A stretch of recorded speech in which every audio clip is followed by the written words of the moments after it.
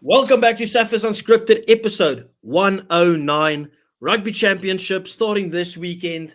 It's the time that we've been looking out for. It's time for the boys to shine. This is a little weekend preview. We'll do our predictions and everything. But Brett, there's been a little topic, right, that's been going around just before we get into the official previews. I don't know, but there's surely you've seen Ella Ferguson's video around how terrible the Rugby Championship is being promoted on their own Instagram account. Like, if you have to put it in perspective, it's like comparing it to the Six Nations. Is comparing it to prime Dan Carter versus World Cup Carter Gordon. That is what it feels like if you look at the social media accounts. Like, seriously, don't you think it's almost despicable and a bit amateurish and disgraceful that the fact that we've only got 19,000 followers on that account? To be honest, I didn't even know that account existed. That's how far gone and beyond that page is. Until it was brought to my attention that it is such a horrible page, and then I actually went and looked at it. I also have a problem with how things are happening in the rugby world. I mean, I have a problem with that page. I have a problem with pundits that are used. I have a problem that content creators aren't used.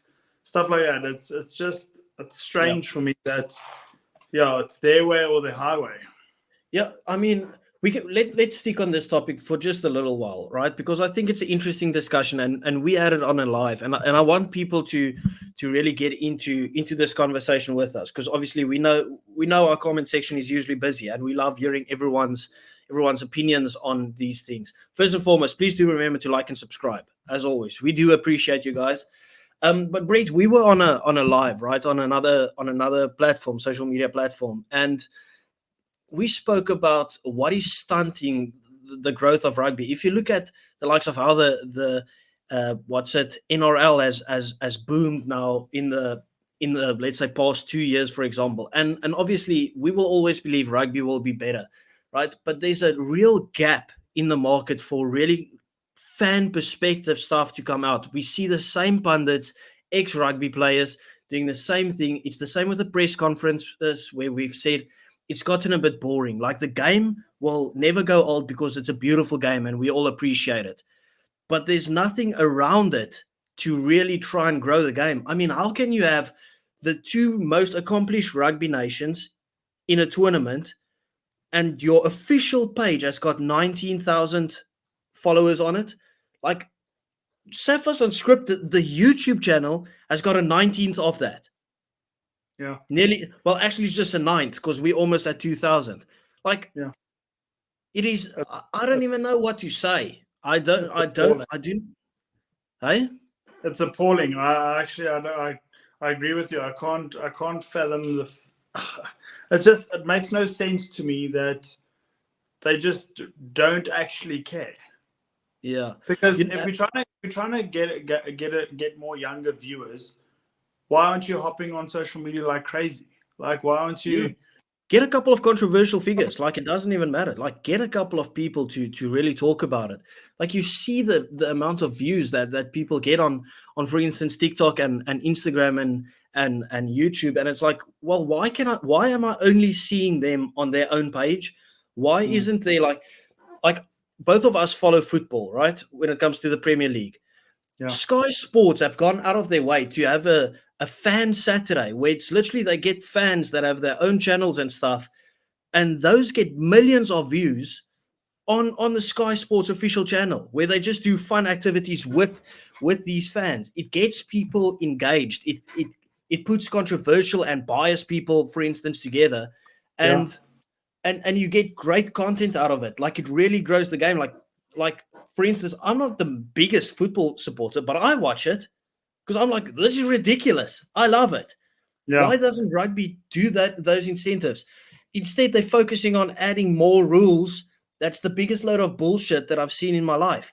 I mean, now if you don't want to scrum against the team, you can just stand there and wait for 30 seconds because the other team's not getting a penalty. It's a free kick. And then I can just have them kick the ball away or they have to tap and run it. You can't run a set play off the scrum. Like the scrum is there for set plays.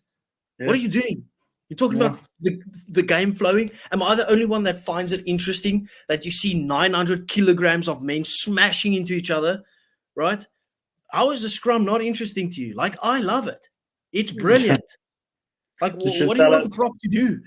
You should tell us how you really feel about this. As you can tell, like, I am so annoyed by it all. Like, it's absolutely disgusting. There's so many little things that would cost nothing to fix, but would be so amazing for the growth. Like, I just don't get it. I just don't get it. Who's the people running the Rugby Championship brand? Who said, okay, we're not doing anything? We were a week away before the Rugby Championship, and the last post I had was like on the 20th of June. Is that page legitimate? Is that not a... Yeah, it's the verified account and everything. That's strange because I thought maybe it was an old like person's page that he just put a bunch of pictures on and changed the name. No, like if I search, I'm on Instagram now, right? If I search Rugby Championship, the Sanzar official Sanzar TRC pops up 20.2K, right? They posted the fixtures 2 days ago, and then 24th of June, they posted something about Razor. Yeah. That is embarrassing. No stories. Yesterday, they posted the lineup of the Wallabies, and in the link, they spelled Wallabies wrong. The S was a D. Wow. I don't even have words. I don't have words. Well, I had a lot of words now, but now I don't have words. I think everybody watching this must go onto that page that you just showed and go comment and say, guys, pick up your game. This is embarrassing. I mean, they can literally, you can tell the smallest guy that knows a bit of Canva, for instance, okay, listen, these teams are playing. Can you just create us a couple of emblems or logos or a couple of posters, right? Yeah. And they can smack together something beautiful. Because I don't know if you just saw, right? If I go into these fixtures, what color are we playing in this weekend against the Wallabies? In green. Why is the Springboks one, I don't know if you can even see it, in turquoise? Like, why is ours in turquoise? That is actually embarrassing. Like, seriously, I don't even know what to say. Anyway, let's get into actual rugby for the weekend. We've had our little rant, okay? Wallaby, South Africa. Our time, 6:30 in the morning, 6:45. I'm not too sure. What was it? 6:30. Now, I brought it up to Brevan, right? Are you excited for it? Or are you kind of a bit nervous, like that we might be a bit overconfident because we've got such a strong team? Like, if we lose, it is so detrimental. What's your thoughts? I have no issues with this game whatsoever. I'm probably overconfident because I've been talking about this game around people this whole week that I think we're going to absolutely smash them. I think Sasha Feinberg and Gomazula is going to create magic, and I cannot wait. I think it's not even going to be close. I keep saying this. I said that about the Irish test, second test as well. But this time I'm saying I think that South Africa's going to pretty much hurt Australia. You know what I really like is it's a mixture of talent, experience, and on-form players, right? We've got a proper mixture of it all. I've said it many times. I don't want to see just on-form players because then you don't have any chemistry there. Like, you need boys that have played together. I don't want just experience because then you sit with what we had, that shambles that we had against Ireland in the second test, right? Where it felt like I was just watching a bunch of old guys that had no cohesion, right? And then, so what I love is the mixture of experience and the talent and the attacking threat the extra threat that we have now. Because when it's Faf and Pollard, right? You know Faf's not going to snipe. Have you ever seen Faf really snipe? No, right? So you know that ball's going back to Andre. When last have you seen Andre take on the gain line? Against New Zealand 5 years ago. He's just got a cross kick or up and under, or he'll stand still and give that ball to Damian Delande. Now, I'm not trying to speak bad about them. Obviously, they fit the previous game plan brilliant with the high ball threat and whatever, right? But with this game plan, no. Now you add Kobus Reinach. Is he going to snipe? He's way quick at the breakdown. He's got a brilliant pass on him. He still puts pressure on the defense. That's why we always say Kobus Reinach is the best 9 in our country, and it's not even close. It's not even up for debate, in my opinion. So he offers his own attacking threat, right? But then he gives it to Sasha. Is Sasha going to put up a cross kick? Is he going to dink it over the top? Is he going to go with the long kick, the spiral that we saw he can do? Is he going to go for up and under? Is he going to try and step someone? He's got a brilliant pass. Is he going to give it to Damian? Exactly. Like, there's so much more options from our first 2 guys that actually put it all together, right? Where the whole move starts. And I love this. And the reason that I don't even think it's risky is the fact that Australia leaked points against Georgia and Wales. So if we get it right, this could be a massive confidence booster for those combinations to really go and flourish, right? So I am so excited for the game. Obviously, I know in the back of my head, we are not that great in Australia. Brisbane, Sydney, whatever. We struggle there. But I think it's finally our time to say, listen, we've beat them twice in a row now. We have to go on a big winning streak now. It's time for us to step up. This is the team going forward, and we need to get some victories in a row now. Your thoughts? Yeah, the fact that we lost to Ireland in that second test, I think that was 100% needed. Obviously, we didn't want to lose that test, but it was 100% needed. Same thing that happened in the World Cup when we lost to Ireland. There was a new spark in that team. Like, holy shit, guys, we're not as good as we think we are. Let's pull our fingers out of our assholes. Yeah. And I think that's exactly what we needed. And I think the preparation and the training, sorry, I've got a friend that's in Australia that was watching the captain's run. And he told me that the intensity, it looks like they are dying on that field. On that training field. The intensity was so Is that a good thing, though? You don't want your guys burnt out before the game. You won't get burnt out. Remember, it's completely different because when you're in practice and you're not taking contact physically and you're just running, it's different. I think if you're smashing each other the whole time, then maybe you'll get burnt out. But it's different. It's fair enough. Hard to explain, but it's they won't get burnt out. It'll make them better. Yeah, fair enough. Now let's quickly switch it up and talk from obviously a Wallaby perspective, right? Because I know we Sapphire's unscripted, but we want to talk about them as well. What would you say if you were an Australian fan? What would your expectation be for this game? Would you say, listen, we should actually have some confidence, seeing that we have the longest active winning streak, even though it was against weaker nations? Like, we should be having a bit of confidence. We've got our crowd backing us. It's a new coaching staff that looks a lot better. Like, obviously, Joe Schmidt is a good coach. We've got our boys that we actually want in the team. What would your expectation be? Would you say we have to go and win, or would you more say it would be performance-focused expectations? No, so if you're Australian, the whole world will say, don't try and match South Africa up front because you're going to get hurt. And now looking at this back line, keep the ball away from their back line because you might get hurt. Or you might, whatever.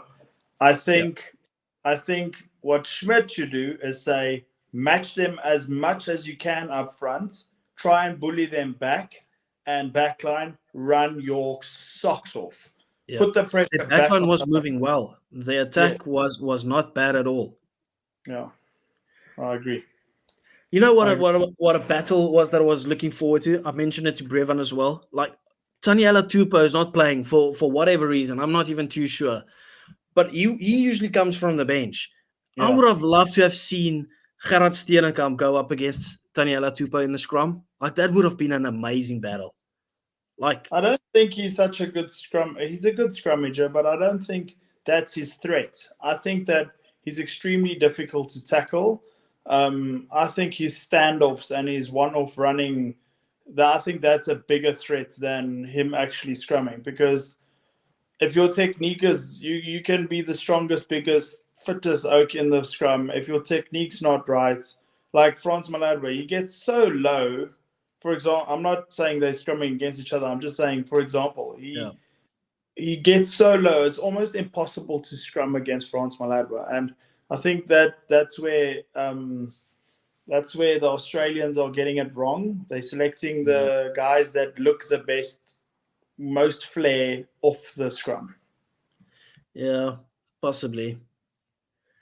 Obviously, I was looking at their lineup this morning. I was like, I hardly know any of the forwards. Like, I knew Rob Valentini. Other than that, maybe James Slipper on the bench. But there were so many, Nick Frost. There were so many guys that I was like, who is this guy? But then I look at the back line and I'm like, well, there's some magic on this back line. Like, if you look at what's it, Gordon? I can't even remember. What's the 9 from the Waratahs? I couldn't. Jake Gordon. He's playing he's starting, right? I do not understand why he's starting. Why is Tate McDermott on the bench? Like, Tate McDermott is so much better. But, you know, he's not bad. He's obviously better than Nick White. I mean, anyone's better than Nick White. But then you look at the talent. You've got Noah Lolosio, Hunter Paisami, Len Ikitel. You look at the wings of Dalgunu, who was great, big, strong guy, right? Well, short, strong guy. Andrew Kellaway, who we know was brilliant for a very shit Rebels team. And then obviously Tom Wright, who I can't believe that Eddie Jones didn't pick half these players. And we heard this history teacher playing named Ben Donaldson. Like, I mean, what was Eddie Jones doing, right? I don't know. But that is talent on the back line. Those are guys that can produce something out of nothing. So if I was Australian, I would not go and say we have no hope, right?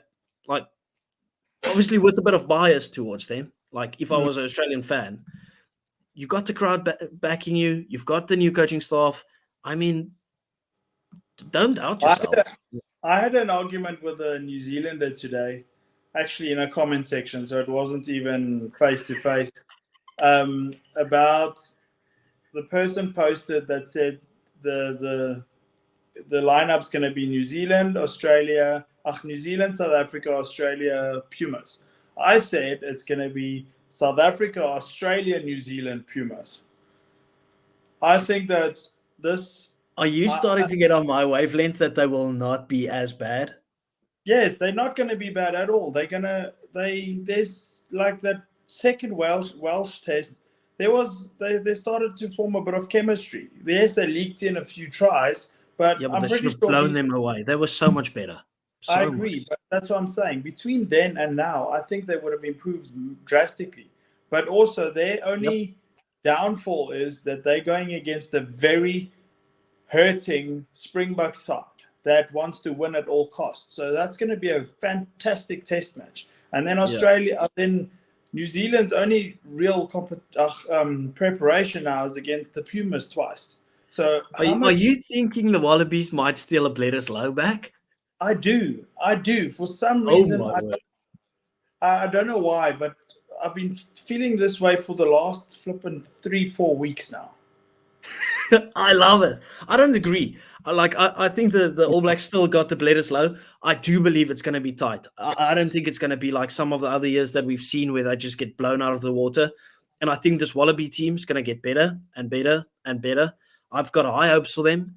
That's just the Joe Schmidt thing. He knows how to make teams better. He did it with Ireland. He took the All Blacks, who was literally down in the dumps compared to what they usually are, and made them a World Cup finalist again, right?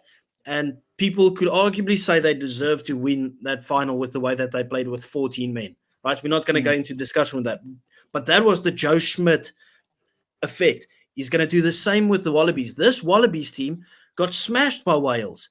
Look at what they just did to Wales. Literally a couple of months later. That is ridiculous. Anyway, so we're going to do our official predictions. I will post the link in the description for our SUPERBRU for you guys to join as well. Obviously, it's just 2 games this weekend, but I mean, it is what it is. We'll still have the link there for you. Brett, I'll let you go first. What is your official prediction? Yeah, I was quite high at first until I saw that Australian side. I was saying South Africa by 20. I'm now going to South Africa by 9. Oh, wow. So you started above me and ended below me. I'm going 15. Okay. I did not mean that sexually. Anyway, I'm going Springboks by 15. I think we've got enough there to do it. I think the second game will be closer than the first one because I already know. I almost swore. I've been swearing all night, right? I already know that we might just get complacent in the second game. You just know how it ends up being. And I wish we don't, right? I really wish we don't. I love the fact that Kobus Reinach came out and said, listen, we always just focused on the All Blacks. We are focusing on the Wallabies. Now we're focusing every single game. So that's what I like to hear. And I would want to hear it for the second one as well. I'm not taking any bullshit this whole year. No bullshit. Anyway, let's move on, right, to the big game of the weekend. New Zealand taking on Los Pumas. Does Argentina pull off the upset, Brett? Absolutely, unequivocally no. I almost got my tongue twisted there. Almost. You did get your tongue twisted. I did. No, I think that this Puma side, it's almost going to feel like their first year in the Rugby Championship, where they got battered and bruised every single game. I think I can't see them doing well this year, and that it's a concern for me because that's not what you want to see from a team that's trying to stay up in a competition. So I think that I don't even want to give a prediction yet. No, they're not going to win. Basically, they played in the semi-final of the World Cup, right? They lost 44-6 in a semi-final of a World Cup. Now they are going to New Zealand with this flary team that they've got. I think New Zealand are ready. I think people are writing off New Zealand once again, and they will be ready, and they will put up a big scoreline. We saw when New Zealand hurts, right, they do damage. When Argentina beat them the first time in Christchurch, I think they beat them 25-18 or something, right? Yeah. The next week, 53-3. The next week, I think they are smashing this Argentinian team. Because I was reading through the lineup, and to be fair, the only guys that are good is the 3 Lucies. It's Pablo Matera, Kremer, and Juan Martin Gonzalez. That's all. And Kremer is old guys. And Kremer is a liability. Yeah. He's a yellow card magnet. Yeah. Imagine if they had Lavanini in there as well. I mean, crazy. Yeah. Argentina, I read a stat that I think Argentina is the worst discipline in world rugby of top 10 nations. I mean, I would not be surprised. Yeah, when I read it, that alone is with Lavanini. Yeah, when I read it, I thought that was quite obvious. Like, why did you guys have to post that?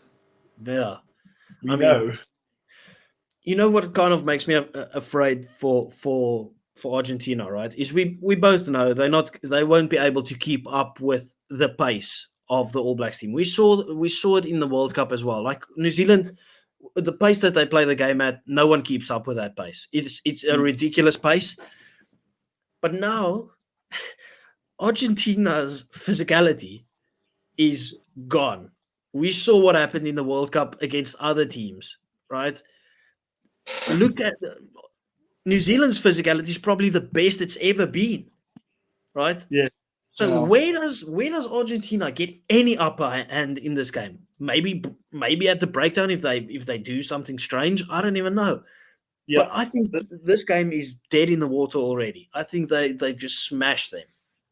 So I'm not going to say dead in the water. What I picked up in the last game, England versus New Zealand, I saw that New Zealand don't often have a blindside pillar at the rucks, and I think if the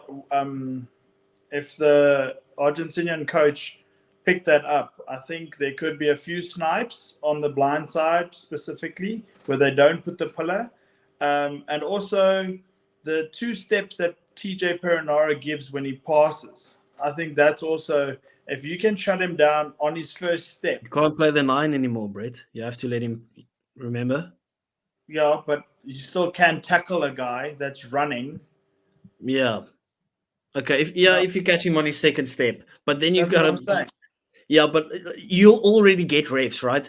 Even though he runs 10 meters, that the ref like it's still up for debate. Like I don't know. I hate that rule. Like, how can you not put pressure on a 9? Well, Yeah, I that's don't get that ridiculous. either. It's starting to be Anyway, like, sorry. Continue. yeah, but also where Argentina should be a bit nervous is that Bowden Barrett is starting. Yeah, he should have started at 10. I would have gone Bowden Barrett at 10 and Stephen Perofeta at 15. I think Perofeta might be injured. I'm not too sure. Yeah, even there. Yeah. Okay. Well, anyway, now me and you both know Scott Robertson watches this channel, so he's going to hear Brett and he's going to put in a pillar. So thank you, Brett, for just spoiling it all for the Argentinians. They probably had this idea and they like, you got to be shitting me now. What the hell, right? I've got a question for you. Where does where does where does Will Jordan slot onto the field? Does he go to wing? Does he go to fullback? Where's So his in my opinion, he shouldn't even be in that match day 23. He could be Yeah, the saving grace for Argentina that they need. Oh my word. Brett, listen, I agree with you to the extent that we believe Will Jordan is a bit overhyped, right? Like, we see him as a finisher, like a glorified Mapimpi, okay? Yeah. He'll go to wing. But let's not act like he's going to cost anyone the game, okay? He'll go to wing. He'll go to wing. Because everyone's talking about him being back. He's taking that 15 jersey. And I'm like, the guy's a wing. Like, he's not that great under the eyeball. I don't think his defense is that great. Can he kick? Can he create? Like, I've never seen the guy create. Like, I see him finish tries. But I'm thinking, can Mapimpi play at fullback? No. Exactly. No. Same. Like, I'm not trying to disrespect Will Jordan. It's just I don't see it. Okay, horrible. What's your thoughts on Anton Lennon Brown slotting into that 13 jersey? No, also not a fan of him. I think that there's been so many great centers before and after and during his reign. I think he's very lucky to be there. Always. I think they've missed a plot with this one. I've always said that Rico Ioane is a wing playing on outside center. I wouldn't play him as the outside center. I'm not saying he's the worst in the world, but he's better at wing, right? I don't think he gets into the team at the wings. Talaya's better. Severis is better. Quality, right? The outside center has to be the guy that partners Jordie Barrett. It has to be Billy Proctor. He is so good. I agree. Like, I'm gonna take a wild shout here. If Billy Proctor plays like on a regular basis for the All Blacks at outside center, if he's their number 13, he's the best 13 in the world. That's how good he is. Like, I wouldn't. Could. I see what you're saying. He could get there. I'm not saying he is, but like, he becomes the best 13. I agree. He's a very safe choice. I think he reminds me a lot of Lucanio Am in his prime. Like he does it all. Yeah, literally, and he can play inside center as well. Obviously, Jordie Barrett was suspended, right, in the Super Rugby, and Billy Proctor, a lot of the games he played on inside center as well. The guy is so good; he offers you so much, and he's rock solid in defense as well. Yeah, so in my opinion, that is your Rico Ioane doesn't get in my opinion. Like, yeah, he's got gas, he's a try scoring machine and stuff, but he doesn't really. you're playing with 3 wings, and if you have Will Jordan as your fullback, you're playing with 4 wings in your back line. That's kind of the way that I see it. So then there's not enough creativity. But anyway, what is your official prediction so that we can wrap this up? Okay, I've got New Zealand by 31. By 31. I'm trying to remember. What did I go for? I think I have New Zealand by 38. But I've got a feeling it might be more because it's in New Zealand as well. I see another like 45-3 game. No, I think Argentina will score. I think there's England exposed New Zealand properly. They've been so focused on their attack that they not really they haven't really got their specialized defense that we all loved and knew. So I think that there's going to be at least 1 or 2 tries. Okay, fair enough. Remember to join the SUPERBRU link, people. We do love and appreciate each and every one of you guys. Thank you very much for watching, and we will see you on Monday with the weekend review. Hopefully we are happy. Thank you. Bye. Okay, bye.